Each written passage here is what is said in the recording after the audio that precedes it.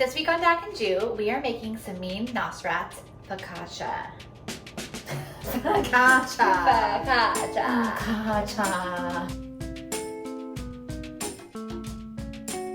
We've made it many times. We made it for a little wine and food pop-up that we did last year, and it's a great recipe. First things first, we are going to measure out our lukewarm water, our yeast, and our honey. So we need 600 grams or 2.5 cups of lukewarm water. Yeah, so it's like not hot enough to take a bath in, not hot enough for tea, warm enough that you wouldn't want to drink it. Or maybe you would, but I wouldn't, personally. We're far enough into the pandemic now that yeast is available. Wasn't it at first? That was a hot commodity.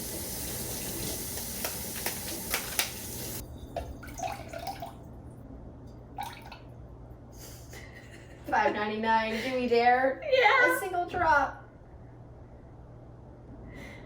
Scary. Why am I holding my breath? Oh, come on. Oh. Oh, there we go. 600 grams of water. On the lukewarm. dot. Very nice. Okay. There's something unsettling about yeast. Can't explain it. Okay, so then we're adding in half a teaspoon of dry active yeast, which is different than instant yeast, so make sure. Check the package. We're going to add in 1.5 teaspoons of honey. The yeast just like to eat the honey. Stir to dissolve. It is a cloudy mixture now.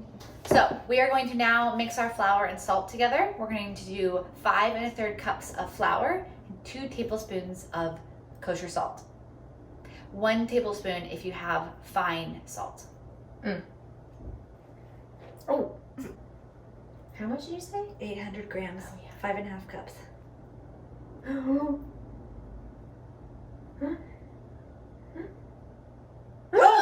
Perfect. This is the last video of 6 that we filmed today because Julie is down from Bellingham, and so if we seem a little weird, it's because we feel it. Because we feel a little more weird than normal. That's true. Okay, 2 tablespoons of salt. Give it a whisk.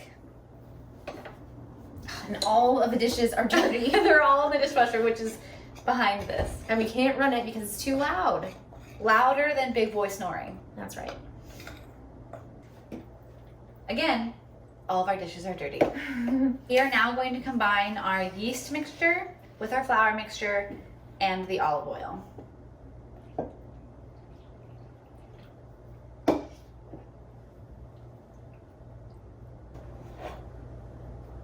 Think that's good? I think so. So now that Dakota's done stirring it, she scraped the sides to kind of get any last remaining residual bits. And now we are going to cover it with plastic wrap and let it ferment on the counter for 12 to 14 hours. Overnight. Overnight. You'll see us tomorrow morning looking way less fresh than this. Whatever, speak for yourself. I'm gonna look fresh. Okay. Good morning. Good morning. This has been fermenting overnight. So the first thing we're gonna do is we have a big rimmed baking sheet, and we're just gonna spread like a few tablespoons of olive oil down.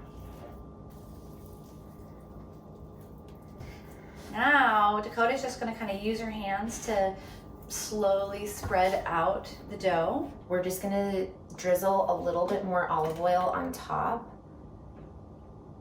Oh, kind of like Spread it spread it around. Coat it so it doesn't dry out. And then the dough is going to relax a little bit if we leave it out. So we're just gonna kind of like let it chill for the next 30-ish minutes and try to stretch it out into the corners a couple of times over that 30 minutes, and it will let us eventually. Okay, so our focaccia has been resting for about 30 minutes. You can see it's looking nice and ready for us to do a little bit of dimple action and a little bit of brine action. So first we are going to create little dimples in the dough with our fingers. Just like, yeah. Next, we are going to make a little salt brine for it before its final 45-minute proof. So we have 1/3 cup of lukewarm water, and we are going to dissolve 1.5 teaspoons of kosher salt.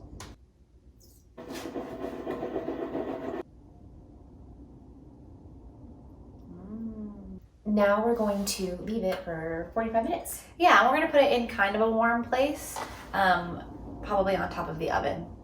Okay, so our focaccia has been proofing for 45 minutes. It's definitely getting a little poofier, definitely getting some nice bubble action, and our oven is hot. About halfway through the 45 minutes, we preheat the oven to 450. It took a while. It's hot, it's hot. Okay, so this was in the oven for about 25 to 30 minutes, and then we put it on the top rack for an additional 10-ish. And so you can see, well, you can feel the bottom is really crunchy and solid, and then it got golden around the edges. It looks beautiful though, and it smells intoxicating. Heavenly. I mean, look at this. It's like, beautiful. This is gorgeous. It's like crunchy and supple. It's like fried on the bottom. Samin always says, never too much oil. Never too much oil. Right, cheers. Do you hear this crunch? It's so good. More! I want more! The salt brine just makes it so well seasoned.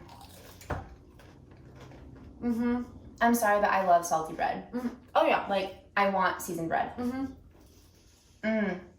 Wow. Sue me. I want salty bread. Sue me.